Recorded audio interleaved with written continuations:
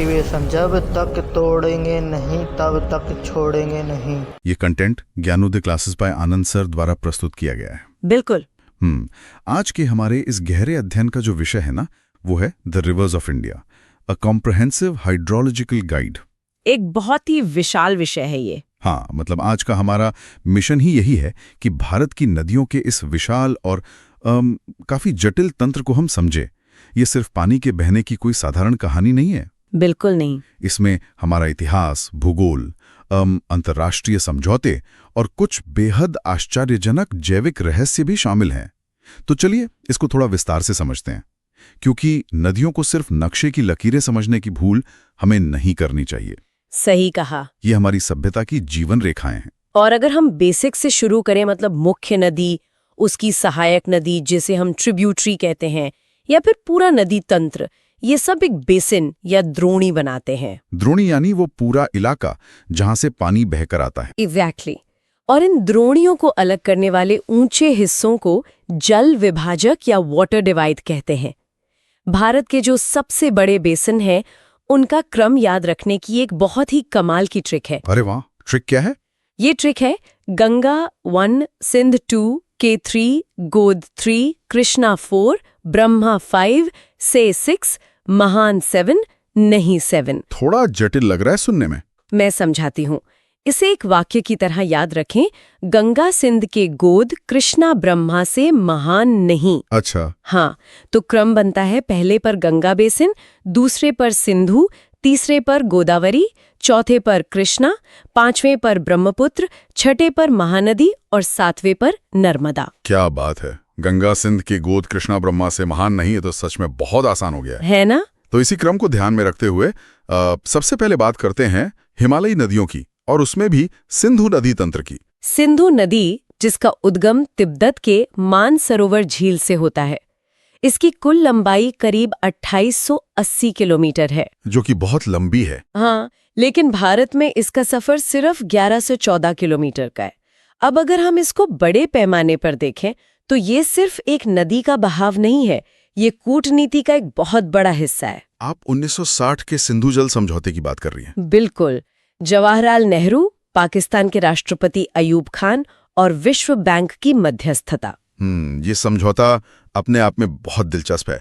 हमने स्रोतों में देखा कि इसमें बिना किसी पक्षपात का पानी का बंटवारा हुआ। हाँ, पश्चिमी नदियां सिंधु, झेलम और चिनाब का 80% पानी पाकिस्तान को और 20% भारत को मिला। और पूर्वी नदियां मतलब रावी, व्यास और सतलज, उनका 80% पानी भारत के हिस्से में आया। सही। पर पानी के बंटवारे से अलग यार, इन नदियों के जो प्राचीन नाम है ना, वो मुझे बहुत रोमांचित करते हैं। हमारे वेदों वाले नाम। हाँ, जैसे झेलम।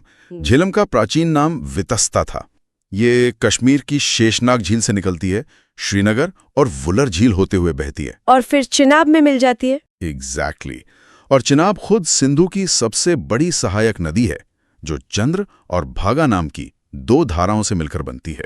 और रावी को क्या कहते थे? रावी का नाम था पुरुषनी, जो रोहतांग दर्रे से निकलती है। और फिर व्यास यानी विपाशा। व्यास की खास बात यह है कि इसका उद्गम और विलय दोनों पूरी तरह भारत में ही होता है। ये बहुत महत्वपूर्ण फैक्ट है। हाँ, और अंत में सतलज, जिसे शुतुद्री कहते थे, ये शिपकिला दर्रे से भारत में प्रवेश करती है। और इन सबको याद रखने की भी एक ट्रिक मैंने पढ़ी थी। कौन सी? झेलना, चरस, विप। अच्छा, तो झे से झेलम, च से चिनाब, र से रावी, स से सतलज और विप से विपाशा यानी व्यास। बिल्कुल सही। ये ट्रिक्स चीजें बहुत आसान कर देती हैं। सच में। अब अगर हम सिंधु से थोड़ा पूर्व की ओर चलें तो ब्रह्मपुत्र तंत्र आता है। और यहाँ बात सच में बहुत दिलचस्प हो जाती है। मतलब एक ही नदी के इतने सारे नाम कैसे हो सकते हैं? ये तो ब्रह्मपुत्र की खासियत है। तिब्बत में जब ये बहती है तो इसे सांगपो कहते हैं, जिसका मतलब प्यूरीफायर होता है। हाँ, फिर अरुणाचल प्रदेश में आते ही ये दिहांग बन जाती है, और असम में आकर फाइनली इसे ब्रह्मपुत्र का नाम मिलता है। लेकिन सफर यहीं खत्म नहीं होता। बांग्लादेश में इसे जमुना कहते हैं, और जब ये गंगा से मिल जाती है तो इसे पद्मा कहा जाता है। सांगपो, दिहांग, ब्रह्मपुत्र, जमुना और पद्मा, एक नदी 5 नाम। अद्भुत है। और इसकी सहायक नदियां भी कम अद्भुत नहीं है, जैसे लोहित नदी। वो जिसे खूनी नदी कहा जाता है? बिल्कुल। लेकिन ये कोई रहस्यमय खून नहीं है। दरअसल ये नदी जिस इलाके से बहती है वहाँ लाल लेटराइट मिट्टी बहुत ज्यादा है। अच्छा, तो मिट्टी के कटाव से पानी लाल दिखता है। हाँ, इसके अलावा सुबनसिरी है जो ब्रह्मपुत्र की सबसे बड़ी सहायक नदी है, और मानस नदी को तो हम भूल ही नहीं सकते। मानस वन्यजीव अभयारण्य? वही, ये भूटान की सबसे बड़ी नदी प्रणाली है जो असम की इस घाटी को सींचती है। इसकी प्रमुख सहायक नदी संकोश है। बराक और तीस्ता भी इसी तंत्र का हिस्सा हैं। तो ये पूर्वोत्तर की नदियां हो गईं। हाँ, अब आते हैं उस तंत्र पर जो हमारी राष्ट्रीय पहचान से जुड़ा है, गंगा तंत्र। भारत का सबसे बड़ा अपवाहक तंत्र, 2525 किलोमीटर लंबा। 2008 में इसे राष्ट्रीय नदी घोषित किया गया था। हाँ। और इसकी डॉल्फिन तो हमारी राष्ट्रीय जलीय जीव है। 5 राज्यों से होकर गुजरती है ये, उत्तराखंड, यूपी, बिहार, झारखंड और पश्चिम बंगाल। यहाँ सबसे हैरान करने वाली बात यह है कि गंगा के पानी में बैक्टीरियोफेज नाम का एक जीवाणु पाया जाता है। बैक्टीरियोफेज, ये एक ऐसा वायरस या जीवाणु है जो हानिकारक जीवों और बैक्टीरिया को खा जाता है। मतलब ये पानी को प्राकृतिक रूप से साफ रखता है। बिल्कुल, इसीलिए गंगा का पानी लंबे समय तक खराब नहीं होता। ये तो प्रकृति का अपना ही वाटर प्यूरिफायर और है। इस तंत्र में यमुना सबसे लंबी सहायक नदी है। और चंबल भी तो है जो विंध्याचल से निकलती है। चंबल में तो घड़ियालों की सबसे ज्यादा संख्या पाई जाती है। हाँ, साफ पानी होने की वजह से। लेकिन एक नदी ऐसी भी है जो समुद्र तक पहुंच ही नहीं पाती। आप लूनी की बात कर रही हैं। हाँ, लूनी। ये अरावली से निकलकर थार मरुस्थल की तरफ जाती है और कच्छ के रण के दलदल में लुप्त हो जाती है। ये एक नमकीन नदी है। और कुछ नदियां ऐसी हैं जिन्हें शोक या सौरू कहा जाता है, जैसे दामोदर जो बंगाल का शोक है, और कोशी जिसे बिहार का शोक कहते हैं। यहाँ शोक शब्द का मतलब समझना जरूरी है। ये नदियां अपना मार्ग बहुत तेजी से बदलती हैं। हाँ, अपने साथ इतनी गाद और सिल्ट लाती हैं कि खुद का ही रास्ता ब्लॉक कर देती हैं। और फिर नई दिशा में बहने लगती हैं, जिससे भयंकर बाढ़ आती है। इसीलिए इन्हें शोक कहा गया है। गंगा बेसिन में एक नदी है सोन, जो थोड़ा अजीब बर्ताव करती है। ये दक्षिण से उत्तर की ओर बहती है और पटना के पास गंगा में मिलती है। ये भौगोलिक रूप से काफी अनूठा है। और आगे जाकर गंगा खुद एक धारा अलग कर लेती है, हुगली नदी, जो सीधे बंगाल की खाड़ी में गिरती है। रामगंगा भी एक महत्वपूर्ण सहायक नदी है, जिसके किनारे कार्बेट राष्ट्रीय उद्यान बसा है। और महानंदा को नहीं भूलना चाहिए, जो भारत की सीमा में गंगा के बाएं तट से मिलने वाली अंतिम सहायक नदी है। तो आखिर इन सब का मतलब क्या है? हमने उत्तर और पूर्व की नदियां देखी, पर जब हम प्रायद्वीपीय नदियों की तरफ जाते हैं जो दक्षिण भारत में हैं, तो उनका स्वभाव एकदम अलग क्यों हो जाता है? क्योंकि उनका भूविज्ञान अलग है। उत्तर की नदियां ग्लेशियर से पिघलती हैं, इसलिए उनमें साल भर पानी रहता है, पर दक्षिण की नदियां पूरी तरह से बारिश पर निर्भर है। और उनके बहने के रास्ते भी बहुत अलग हैं। बिल्कुल, नर्मदा और ताप्ती को ही देख लीजिए।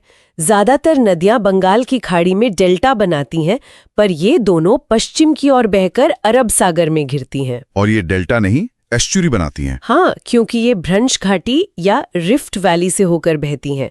कठोर चट्टानों के बीच से तेज रफ्तार में बहने के कारण ये अपने साथ मिट्टी नहीं ला पाती, तो सीधे समुद्र में मिल जाती हैं। अमेजिंग।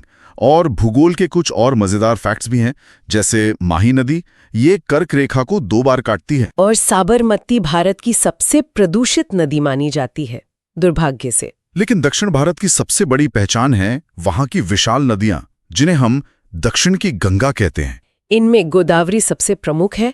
1465 किलोमीटर के साथ ये प्रायद्वीप की सबसे बड़ी नदी है। इसे दक्षिणी गंगा या बूढ़ी गंगा कहा जाता है। और कृष्णा नदी दूसरी सबसे बड़ी है।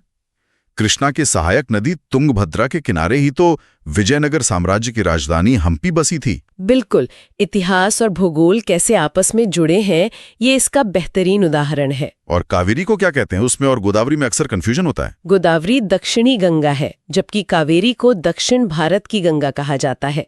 कावेरी का पानी बहुत महत्वपूर्ण है, इसीलिए ये इतने बड़े जल विवाद का केंद्र भी बनी हुई है। अगर हम इन प्रायद्वीपीय नदियों की लंबाई का एक क्रम बनाएं, तो सबसे पहले गोदावरी, फिर कृष्णा, उसके बाद नर्मदा, महानदी, कावेरी और आखिर में ताप्ती आती है। ये क्रम बिल्कुल सटीक है। और सबसे आखिर में एकदम दक्षिण की बात करें तो वैगई नदी है, और केरल में पश्चिम की ओर बहने वाली पेरियार नदी है।